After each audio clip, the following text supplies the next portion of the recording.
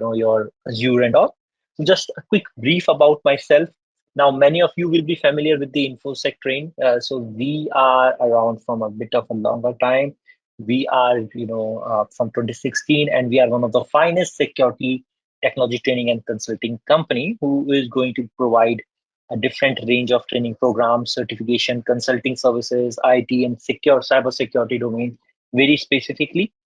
And if we will go ahead and let's just jump into these agenda over there, and we will go ahead and we'll be starting with the today's agenda. So in today's agenda, what we have in the store today, first of all, we'll be talking about the interview prep strategy, how you should be going ahead and starting with that. Then we'll be looking into the some top scenario-based question and their topic. So first of all, we'll be talking about protecting your Microsoft Azure. Okay, so we have to go ahead. We have to think about the Azure, how the cloud infrastructure. We are going to go ahead. We are going to protect it. We will be then, from the Microsoft Azure security bit, 5 minutes, 7 minutes we'll be spending on the Sentinel as well, and then talking on the Microsoft Defender itself over there. Okay, so some of the people might be familiar with the Defender and all, right? So, for that, them, it will be an easy walk, easy cakewalk. So over here, so that they can go ahead and, work with the different scenarios and understand the different questions that will be the part of our discussion. So I just, I want to now just go ahead and get it started for the day. And again, guys, during this whole time, I would appreciate if you can keep your mics on mute, right? Sometime mistakenly, you go into the unmute. So I will be again muting everyone. And towards the end, when the whole recording and everything ended, so we will be talking about all these things over there. I will be giving you some tips and tricks over there. So tips will be including from the very first scenario, first point, and even from the strategy as well. That is going to be the part of bit of the strategies over there. So let's just go ahead and let's just jump into the your interview preparation strategy over here. So when we are going to go ahead and start with the interview preparation strategy, so first of all, any job, you can go ahead pick, even though you are not giving the interview right now, go there, pick some of the job description, job roles for cloud security engineer. Different role will be there, like E2, E3, cloud security, third, second, like these different roles will be available. Go there and go try to understand those rules. So what I did for you guys, what I picked up, I picked up a job role which was saying your cloud security free, right? For the role of the cloud security engineer, third level, I have gone ahead and picked the job role. So here, your job interview preparation, it starts with this something. First, you need to understand the job role. So for example, this is a live job role which you will be finding as well. So an Azure cloud engineer will be responsible for making sure security compliance of Azure cloud environment. They will work closely with development, operation, and security team to design and implement the secure cloud solution. Their responsibility will include designing, implementing, and maintaining Azure Cloud Security solution, including Azure Security Center, Azure Sentinel, Azure AD, and other relevant tools. Now, there is a catch in the very first line, but what is that? In upcoming slide, I will let you know. Okay. They can conduct security assessment, vulnerability scan on Azure cloud environment. They can develop and maintain security policy and a standard for Azure cloud environment, collaborate with development operation team to ensure the security and integrated into the software development lifecycle. And they need to be aware about how to handle security incident and respond to the security alert in a timely manner. So monitoring and analyzing security log alert, identifies the threat, vulnerability, and develop and implement the remediation plan. And for the last one, you will be having performing the regular security audit, your risk assessment to audit and risk assessment to identify potential threat, work with security team to make sure compliance and industry regulation standard, providing guidance and support to the security best procedures, and stay up to date with the latest technology and trends that is going to be out there. So when we are talking about all these things, what kind of idea it is giving to you.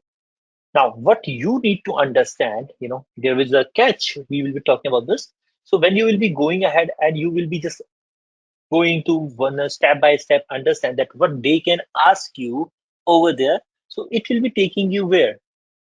It will be taking you to a place which I'm calling, before we start with scenarios, you need to understand the basics. So, one tip that I will be giving you over here, that whenever you see something like this job role, it is just telling me that you will be required to need, from the very first thing, few things. You need to understand that how you will be deploying policies. You need to understand compliance. You need to understand something like the, which they are calling it the Azure security center. You need to understand something like, you're there, Azure AD. So what these things will be telling you when you will be analyzing, it will be talking about basics before scenario. Okay, I will take you to the scenario, but from this job role, what we have deduced that they are gonna go ahead and talk about the different thing, like what kind of the services, to be trust me means even after having, this is my personal experience that I'm sharing with you. The very first phase of in one of the places, in the interview, what kind of question they asked? They asked very basic question, which was the service and deployment type, like difference between your private and public cloud, right? So that kind of a thing in the very first round could be asked to you. So you need to have a very clear idea. So when we talk about the IaaS, here service type, infrastructure as a service, platform as a service, your software as a service, these things should be very clear. Then we were talking about the deployment types. Okay, so deployment type will be what? Your private, public, hybrid, multi-cloud, those things. Then what is the services that are offered by the Azure in general? Now, Azure AD, why I have written alert? Everyone should be doing this. And for those people who are not updated, whenever it's now someone talking about the Azure AD, it has been renamed as the Microsoft Entra ID. Now, for all cloud related services, we have a common portal called Microsoft Entra ID. I will give you the glimpse of that as well. There is going to be the Key Vault, firewalls, VNet, you know, your security center and storage account, backup, load balancer, VPN, all these kind of a thing you should be aware. Now, why I'm telling you this, you will be seeing this with the scenario, and why the security center is again on the alert, because it has been renamed now almost 3 years. So it has now become your Microsoft Defender for cloud. Okay. So many people who are in the organization still call it the security center. And that's why in the job role, it was mentioned as the security center over there, right? So before you go ahead and jump the guns on the interviews, make these very basic things very clear. What these are, because moving ahead, these are the one which will be helping you out in the scenario based questions over there. So let's just go ahead and let's just discuss like 3, 4 scenarios at least. Okay. Now we will be first going on with the first scenario over here, which will be you are a security architect. So how the questions can be asked. Okay. So I will give you the example. Like assume that you are a security architect and you are tasked with designing a secure Azure architecture for web application, which is going to include your databases. While public access is going to be restricted, means no internet, means not everyone should be able to access the infrastructure. When they say this, something like this, while public access is restricted, but developer access is required, which means, the architecture on which section? One thing is web application. So web application could be your public, right? But they are talking about the infrastructure which where you will be hosting it on the Azure. That part should be your, only accessible to the developer, right?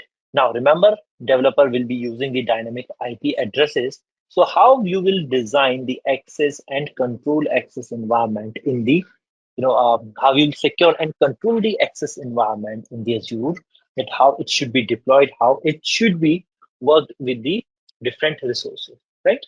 Now, first thing that you have to start with, you start collecting the point.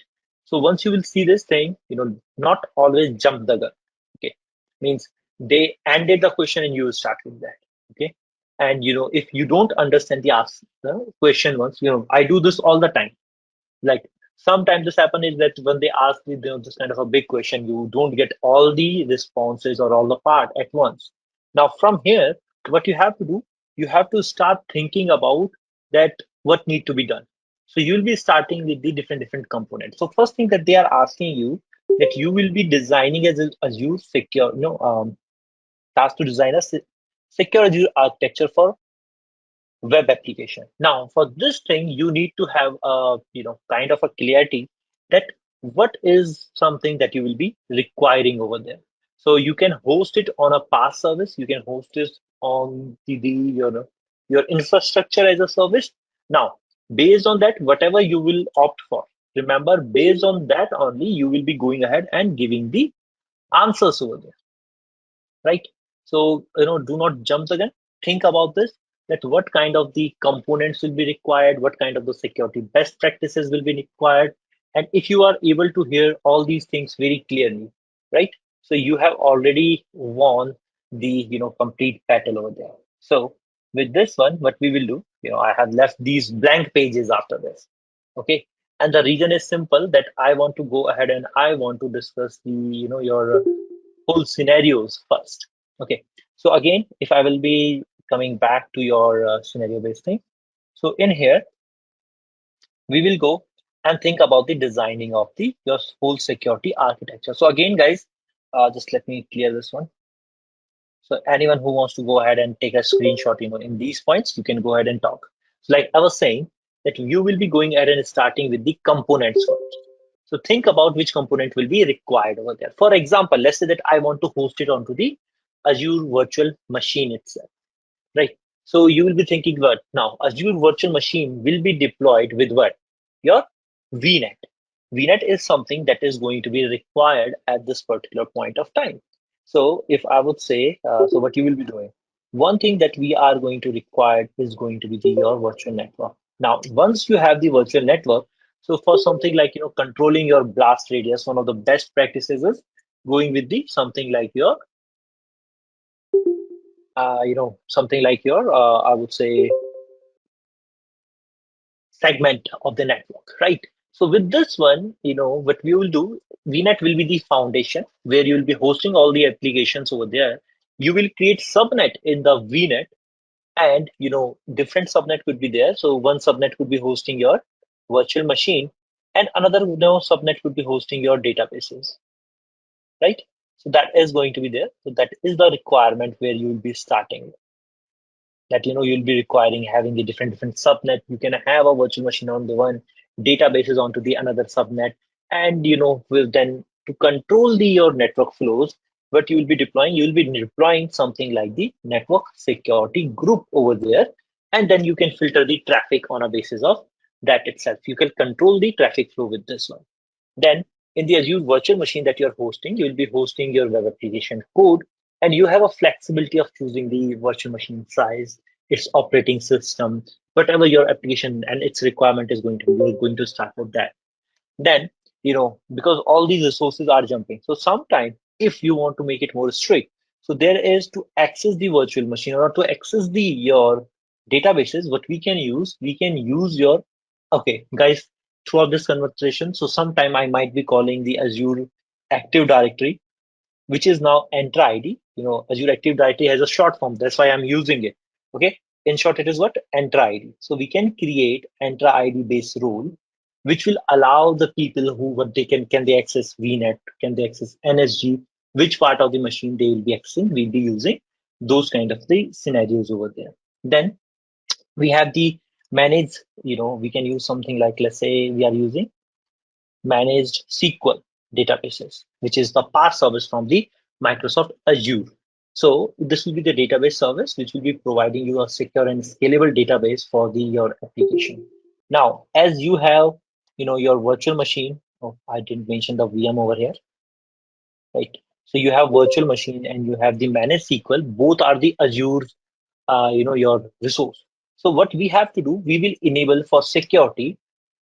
Okay, I think it is not a very good idea that your traffic is first going from VM to the internet, and then from the internet you are going and accessing your database. That's not a very good thing. So what Microsoft offer us, when you have a proper VNet, you have the managed SQL, so you can utilize a service called something like, your service endpoints, or you can create something like a private endpoint, which will be going ahead and handling your traffic over there. And all the traffic will be going through the Azure's private network, never going towards the public internet, and it will be the totally secure communication that will be having. Now, one more thing that I want to remind you, this is just an idea that I'm giving to you. I'm not going, the idea, the answer that is going, that is my terminology, my idea with your experience, your requirement, and not maybe exactly the same question will be asked. So whatever will be the scenario, you will be changing those terms, terminology according to you, yourself, and your own word, and with your own experience, right? So what we can do, we can enable service endpoint and private endpoint kind of a thing, which will allow these resources to communicate with the each other bypassing public internet, and it will be giving you the more security and privacy over there. Plus, if we have to store the keys of the database or virtual machine secret, so what we can do, we can use another Azure service which will be called your key vault, right? So we can utilize it over there. Then, if let's say that someone will be asked that we want to control the managed access onto the virtual machine, right? So what you can enable or what you can use, there is a service with the Azure which is called just-in-time service. So we will go ahead and enable the just-in-time access as well, and this feature will allow the temporary access to the your resource like virtual machine and all. Even if you are using something like with the GIT and for the remote accesses, you need to be aware about one more service which is called Azure's Bastion service. So with this one, what will happen, with the Bastion service and with the JIT, it will be going ahead and restricting the access, limiting for the during for limited time period. And all this will be the part. These are the component that we have deployed, and these are going to be the access management which we are doing over there. Okay, we'll be using JIT and restricting the access of onto the different resources over there. So we can use that. We can use again let's say we want more secure access of the architecture. So you can implement this something like conditional access policy over there. Okay. Now, what conditional access policy is doing? So, if a very specific developer wants to go ahead, like I was saying, we can utilize the things like the Azure Active Directory, which is Enter ID. So we can enable the conditional access policy over there, very specifically which kind of the device from where user want to access it. So that kind of a thing we can control for the your access to the your infrastructure, that where they are and how they are. Should they be doing multi-factor authentication before logging in and all and utilizing your services? So you are going for that particular implementation as well. You can use that as well.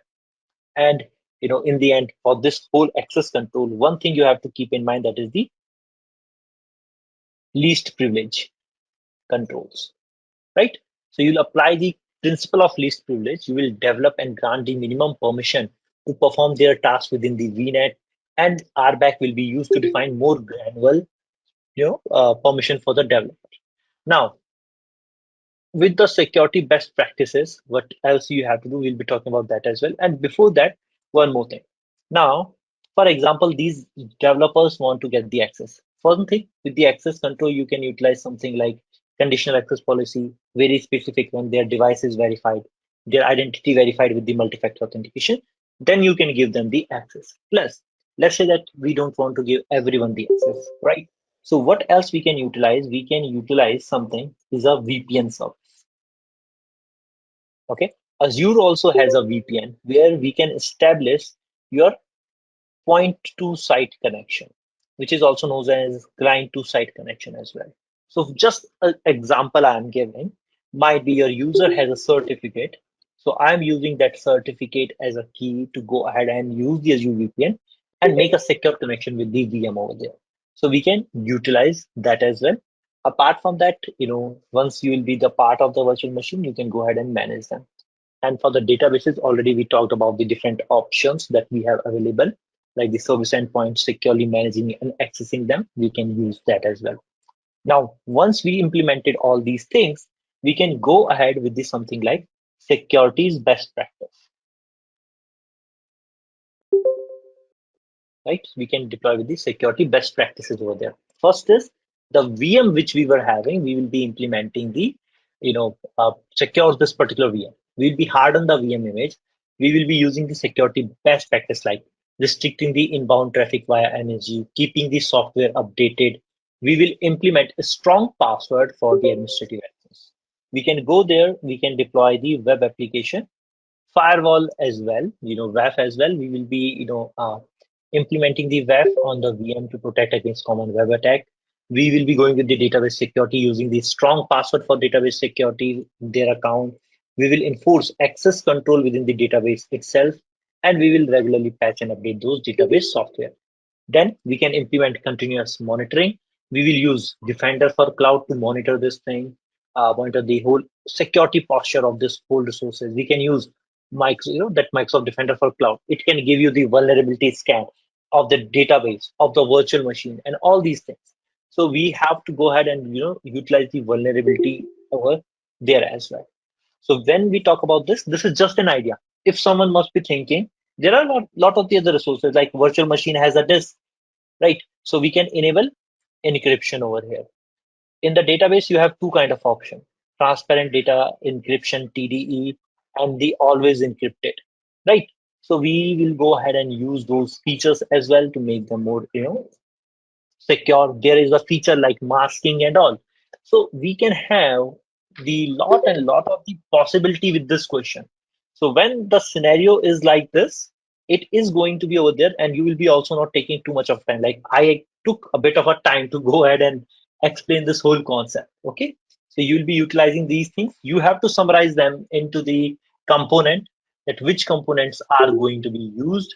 You'll be then talking about that which best security best practices you have to use. You have to, what you have to do with that. So that is the whole thing. You have to sum it up. So I have given you a lot of the idea which you can go ahead and utilize and use in the different scenarios itself over there. So this is the one part. Keep this in mind.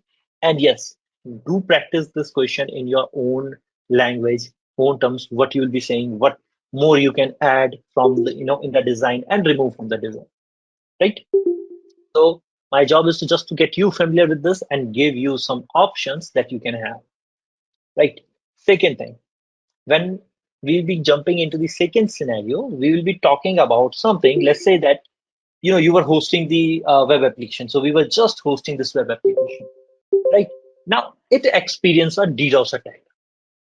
Okay. So how you will approach mitigating the attack and preventing the future attacks from that.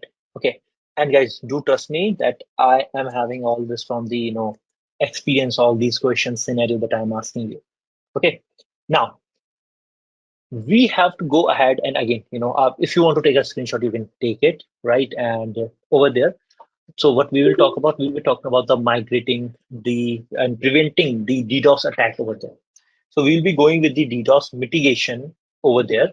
Now, remember this thing, and I think most of you will be familiar that by default, either it's AWS, either it's Azure, a basic DDoS protection is enabled over there. So if attack is happening, very first thing always going to be something like identify your attack, right? So you'll be using tools like Azure Monitor. So what you will do, you can use in simple, if I have to talk about, you can use something like the Azure Monitor where you will be analyzing the traffic pattern, anomalies, you will look for any sudden spike in the traffic volume, specific request type, which is overwhelming your application, any unusual source IP address that is going to be over there. You will be doing that. Now, you will enable that DDoS protection, which I was talking about. If it is, by default, it is there, and if you want to see, let's say that you are an organization which is dealing with a, bigger infrastructure, public, facing infrastructure. So like, we have Flipkart or anything. So we can enable the DDoS protection, the, one is the basic tier, one is the standard tier. So we can go ahead and we can just simply use the standard tier, which is bit costly service, but it can protect you as well. So if it is not already enabled, you can go ahead and activate the Azure DDoS protection on virtual network hosting, a virtual network where you are hosting your web application, and this will be automatically mitigating volumetric and layer 7 attacks over there. Then you will isolate, once you have done that, detection is done, you will go ahead and isolate the attack. So you will analyze the traffic log and you will try to identify the attack source over there. So isolate the particular attack. So here you'll be analyzing those all the IPs and all. You'll be considering to implement some IP filtering rules to temporarily block suspicious IP addresses while you'll be allowing legitimate traffic over there. Then if it is applicable, you can go ahead and you can scale your resources. So we haven't talked about the scaling in the last scenario. You can add a scaling. You can use Azure, your zones, availability zones, availability sets, those kind of a concept, virtual machine scale set, those kind of a concepts as well. So if attack target larger, if attack target application resource, so we can consider scaling up your app services instance or VM to handle the increased load temporarily. Then, one more thing in the detection part is communication and collaboration. So, you have to properly communicate. Okay. So you have to, when we talk about this whole scenario, so you have to inform about the development to operation teams, what happened and all. You'll be coordinating the effort to identify any application vulnerability that might be exploited and implement all the patches that is possible. Then monitoring and adapt. Right. So you will continuously monitor the attack, adjust all the mitigation strategies as needed, and you'll consider engaging with the even Azure support for advanced assistant if that attack is persisted over there. So this is, what you'll be doing to, go ahead and handle that attack in real time. With that, what our task is, we have to prevent the future attacks as well, over here. So if we know already, so in future already implement the DDoS protection, right? With that, implement the WAF as well. So WAF will be filtering malicious traffic at the application layer. So these rules can block all the DDoS attack patterns like SQL injection attack, HTTP flood.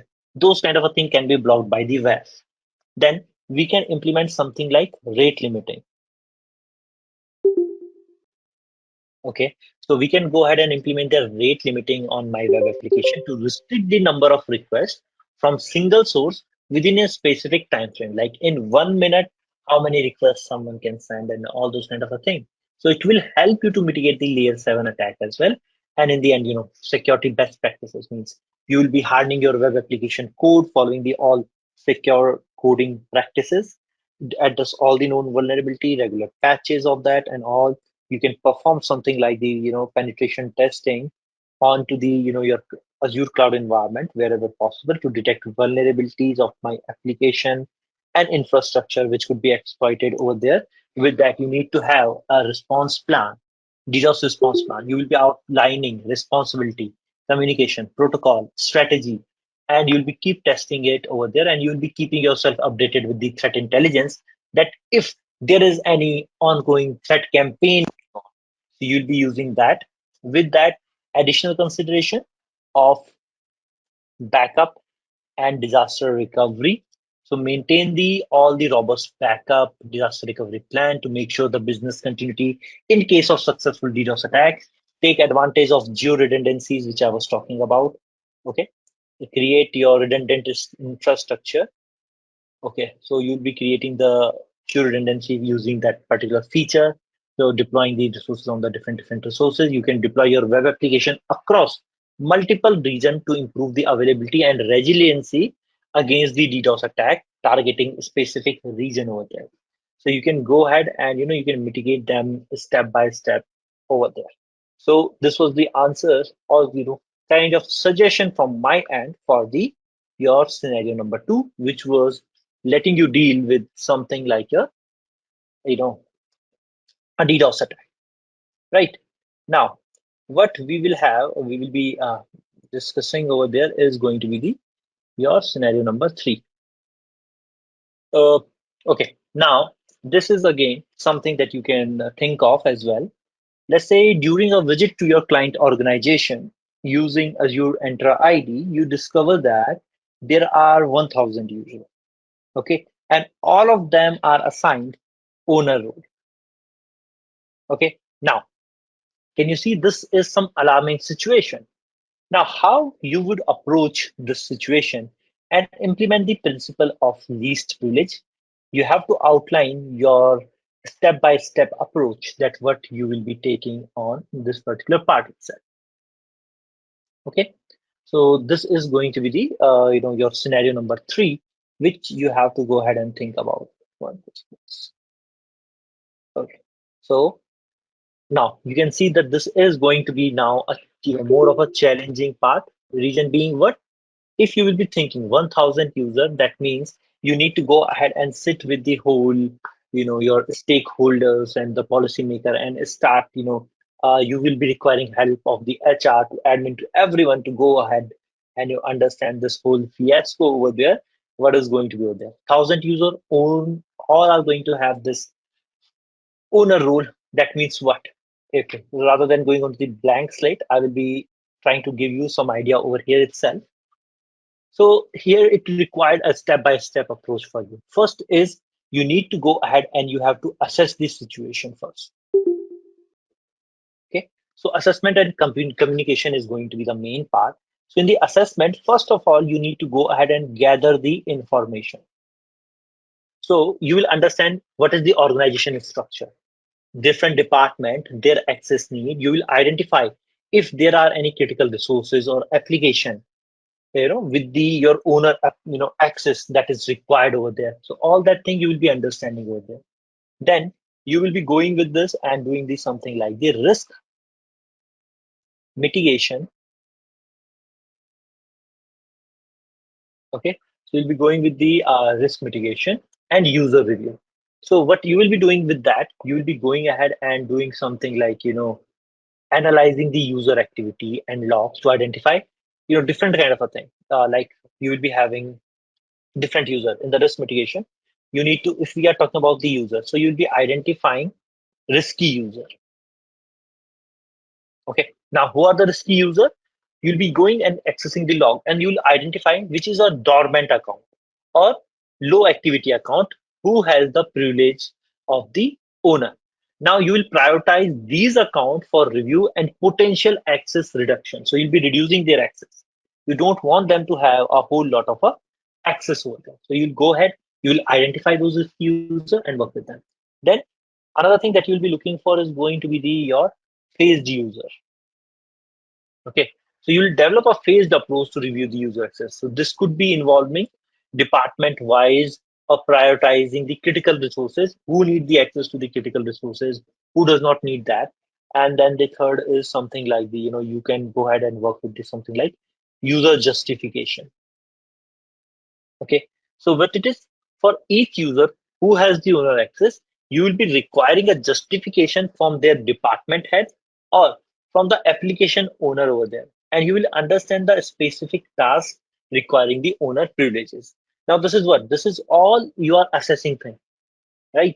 So you have to do, you have once you have done this thing, what you will be doing? You will be doing access reviews and your reassignments. So when we talk about this, means a user need to be grant minimum permission that they needed to perform their job functions effectively. So means we'll be implementing the least privilege concept over there. That is what we are going to perform over here. Now, for doing that, what we will be doing, we will be using Azure AD. We'll be implementing. So Azure AD has that RBAC rules. So we have to go ahead and give the very granular level of the permission to all my user that are now, we have to perform the access reviews and removal. So how we can do that? If you are familiar with these services, if you are having going to have a premium P2 license or you are going to have governance license, so you can in Azure, Entra ID that the organization is using, which is Azure AD, right in the past. So there is a feature called privilege identity management. And even with the Azure governance, there is a feature which will be finding of the access reviews. So what we will do for all the user who will be having owner review, we can create a weekly. And after you perform the access review, okay, and reassignment, once you reassign based on your what department wise. So what you will do department wise, you can create groups. Then to those user, you can define the groups, make them part of the group. And first we can go ahead with the PIM, implement access review, and after that we can do revoke the access. Unnecessary people who were having owner access, we will revoke that. Once we revoke that, department wise, we'll be going ahead creating the group, implementing least privilege policy because we have gathered the information, identify risk, user, that all thing we have planned out. So according to the plan, we will be creating them, sorting them into the group based on that, either department wise or project wise, and then give them the minimal access that is required over there. With make this very effective, we can again implement something which is called conditional access policy over there. So this will restrict the access based on the factors like location, device, multi-factor authentication, those kind of a thing. Okay. And again, if they need to give us something, some more of a access, we can use the concept of PAM, privilege access management, using the just-in-time feature that you know provisioning and monitoring the all elevated privileges for specific tasks. We will try to reduce the risk over there. So we will keep doing that. We will be creating access review, like we can create weekly, monthly, who needed the access, when they needed the access, we will do that. And last thing that you'll be doing, user training and security awareness. So you'll be conducting the training for all users to educate them on the importance of least privilege, responsibility of access management, and you'll be giving them the training workshop to help understand the different RBAC roles, and how you can request for the very specific procedure of requesting the resources over there. So you can go with that. You can go with the governance, PIM technology. You can go and organize the all organization, the complete organization in such a way. This is just one of the idea that I'm suggesting you, but you have to do what you can work with as well. Okay. Now we'll be jumping into the another scenario. So some of the scenario could be like, your organization is using Azure storage account, which required public access disabled, right? Now, how you will make sure that communication, and with that you have to make sure that communication with the storage account for the authorized user is secured as well. Now, if you have worked with the, your Azure storage account, so you will be familiar that it gives you the different kind of the resources over there. For example, if we want to have some secure access, so when your organization storage account require the public access disabled. So what you will do when you create a storage account, there is always one thing that they ask, that do you want the publicly accessible storage account? You can go ahead and deselect it. Once you have selected this option, what will happen? There will be no public access. But still, for example, you have stored something like a blob over there. Okay. Now you want to give the access of this blob. You will be seeing with the keys over there, you can go ahead and generate something which is called SAS token or the SAS URLs over there, right? So what these will be, SAS is shared access signature. So each storage account are going to have two keys. You can use those keys to generate shared access signature. And with this token, what actually you can do, you can create a complete access control list. Means you can give them the someone having this token or URL, can they read, write, list, delete, each permission you can control.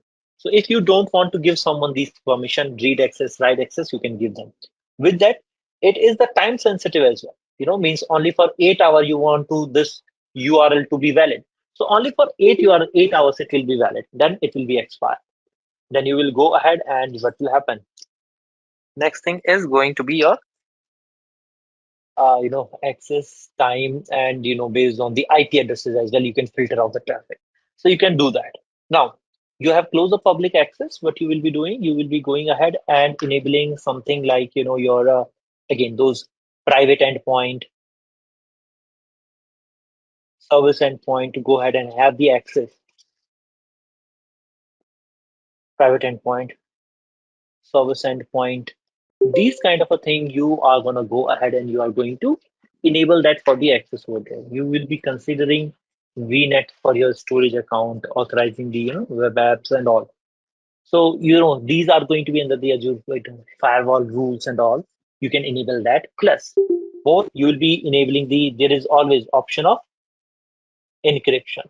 So with encryption, you want to use the platform managed key or customer managed key. That will be the choice of yours. So we'll be applying encryption over there as well. That if you want to go ahead and work with it. Plus, in addition, if you will see, there is something that if you want to allow the communication, what is minimal TLS option that you will allow. Like there is going to be the 1.0, 1.1, 1.2. So you'll say like, okay, let's select minimum TLS 1.2. We will be selecting and going with, which is going to give us the your access over there, right? So that is going to be the one part. Okay. So these options you can implement over there, right? So these are the few of the resources and the things that we can implement over there. Now, the fifth one that I want to ask you, okay, so I hope you guys have got this concept. With this one, the next one which you want to ask is going to be your, not always scenarios will be the, more focused one. You will be having something which will be your reverse scenario question. So how those reverse scenario questions they goes. So it will be like, your interviewer will be asking you beyond theoretical knowledge, can you describe a specific scenario where you implement Azure's, key vault in a project? What were the key consideration for using the your key vault in that situation over there? If you have, there might be the situation, so they not always give you the scenario. Sometimes they will be asking you where you have used it. Okay, so this is the reverse scenario. In this one, what you can explain for me, like I can tell you for my first experience with the key vault. And one of the resources, what was happening, we were having an application where the static, we were passing the app was there. It has to go ahead and interacted with the database. What our developer has done was he has included the static code in the application where username and password were being used. So what I suggested that on the the database secret you can store onto the key vault. Now what will happen every time this app will be running and it required to access or work with the key vault, what it need to do, it need to go ahead, we need to register this application with the entry. And we will be creating a service principal for this application. And with that service principal concept, what it will do, it will go ahead and it will get you know, it will get that we will be creating that service principal. And from the service principal, we will go ahead and we will be working with the key vault, right? Using those service principal, we'll going with the key vault.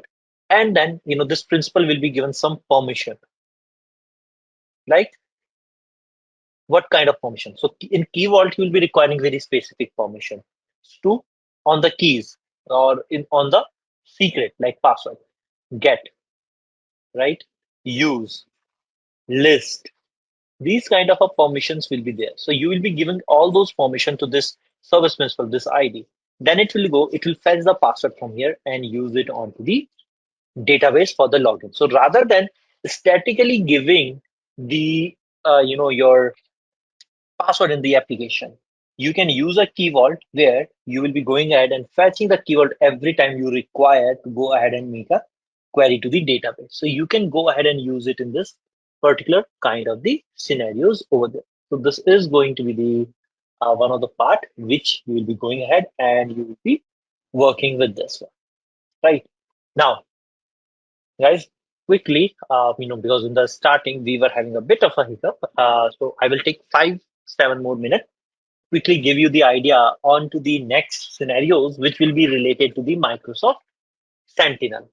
So if we will talk about the Microsoft Sentinel, first thing before jumping into the any of the thing, you need to be very much aware about the your incident response frameworks that are over there, standards, framework.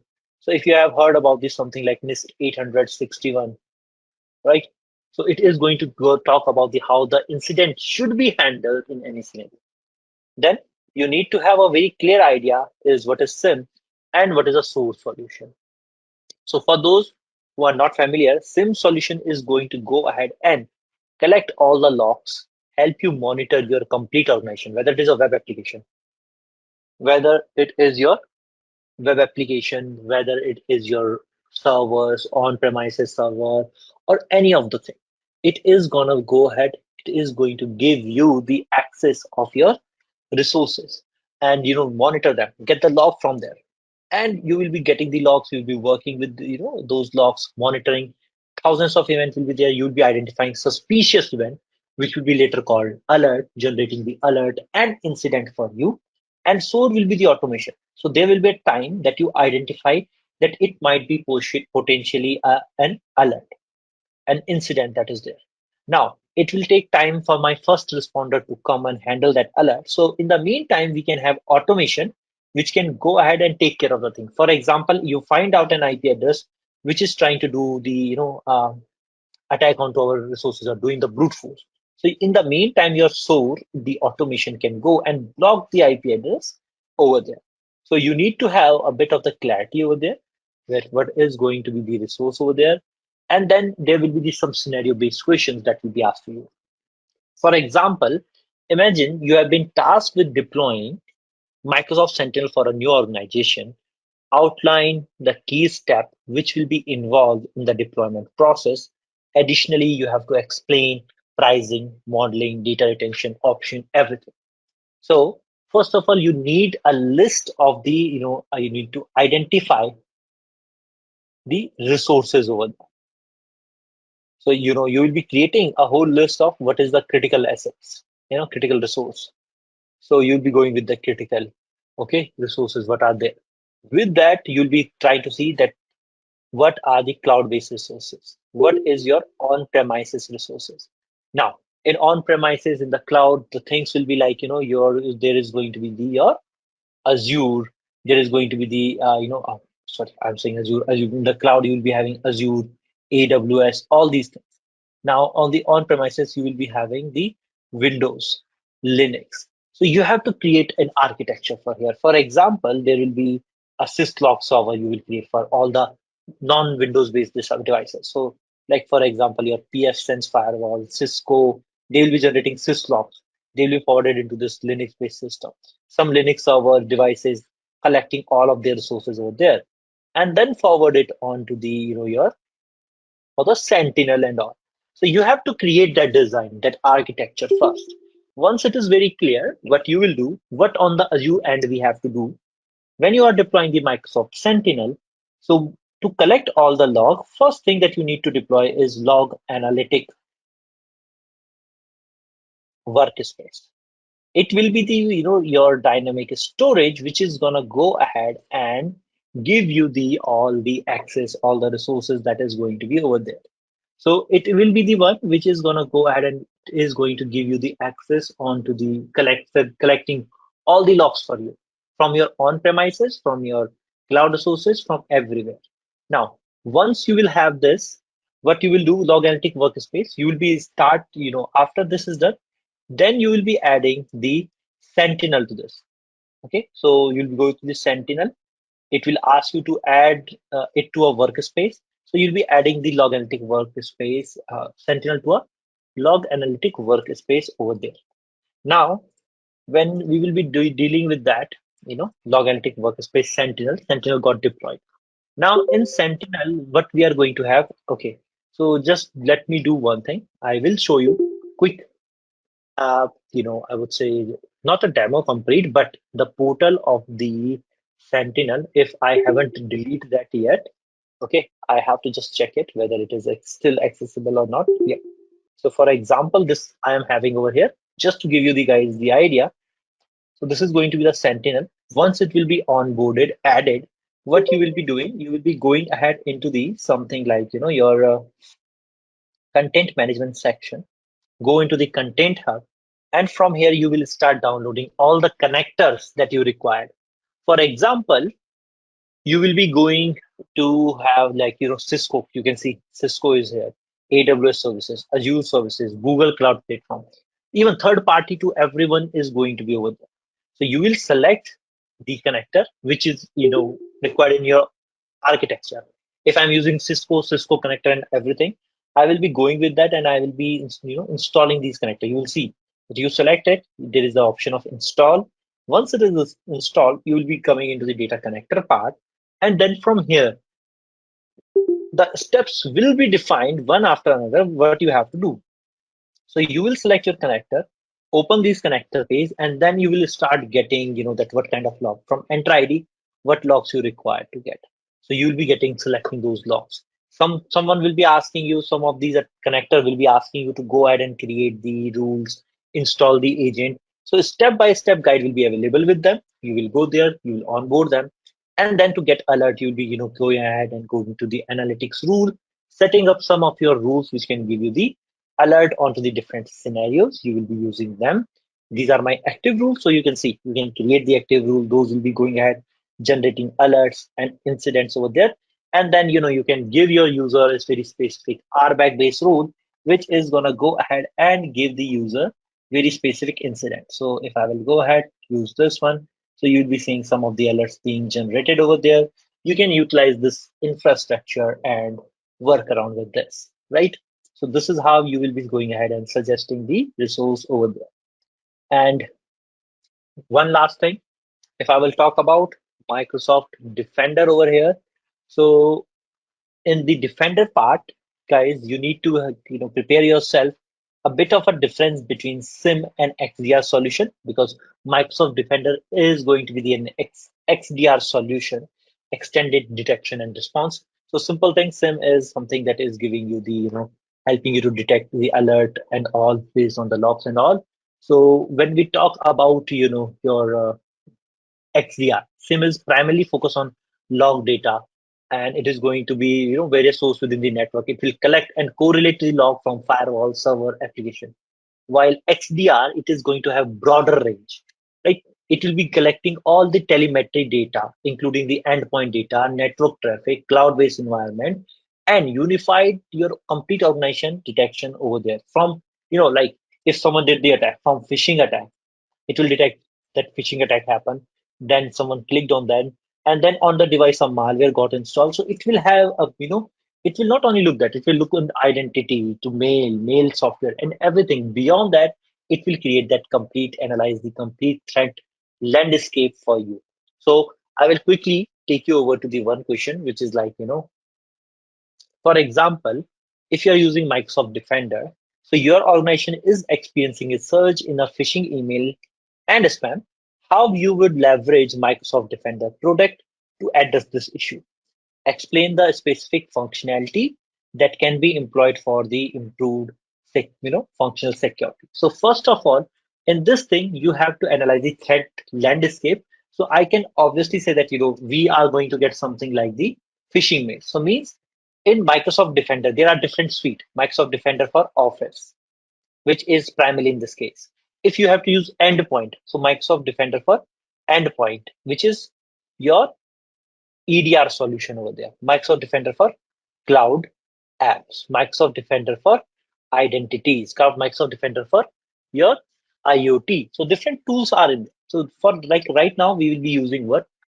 We'll be going to the Defender for Office 365 reporting. We will utilize the report of 365, Office 365 to gaining the insight into the phishing and spam landscape. We will analyze trend, attack vector, and effectiveness, all this thing. We will encourage the user with the user training over there, that how they need to identify and give the particular, alert or the specific, your report any of the phishing mails, where they have to click or not. So when we'll be going ahead, we'll be utilizing Microsoft Defender for Office 365 or Microsoft Defender for Office. We will use this particular tool in there. Then we will go into the policy section, and for different user, we can have the different policies. For example, we can go ahead and deploy policy like anti-phishing policy. Then we can go ahead and or we can implement anti-spam policy that is going to be available. We have options of safe attachment, and your safe links as well. So anti-phishing, what it do, it is capable, one of the capability of Defender for 365. So this will analyze your email for suspicious characteristic like spoofed sender address, malicious URL, and all the tactics commonly used in phishing attack. Anti-spam, use anti-spam filter, quarantine and block email, which is identified as the spam based on the sender's reputation, content analysis, and spam pattern. Safe attachment, when we configure this, so it will configure sandbox for suspicious attachment. So it will run all the attachment which is suspicious in the sandbox environment, see what it is doing, whether it is safe or not over there, and it will help you to prevent malware infection of email attachment. And then the safe link, which will scan URL with email within the email for any malicious content before user click on that, so that they can prevent user from unknowingly access phishing website or all these things. But important thing is again going to be the user training over there, right? So, with this last question, we will come to the end of this journey. But if you want some bonus question, okay, so bonus question, I'm not going to give you the answer, but let's just say that on Microsoft Sentinel, if I want to give you one more bonus question, okay, what will be that? You can practice for things like the, for example, your organization is having on-premises server in a data center. So explain how you will integrate those servers on the Microsoft Sentinel for SIM solution purposes over there, right? In Sentinel, we can go with this. In Microsoft Defender, if I will give you one more bonus scenario, that would be if your organization is considering for endpoint detection and response solution on their Windows server. So which product of Microsoft Defender suite you will be utilizing and how you will be approaching the onboarding of these servers onto the Microsoft Defender. Okay, so always focus on bit of the onboarding kind of a question. Either it's Defender, it's Sentinel, use these things. Okay, and with that, we are going towards the end of our session. And thank you everyone for joining in.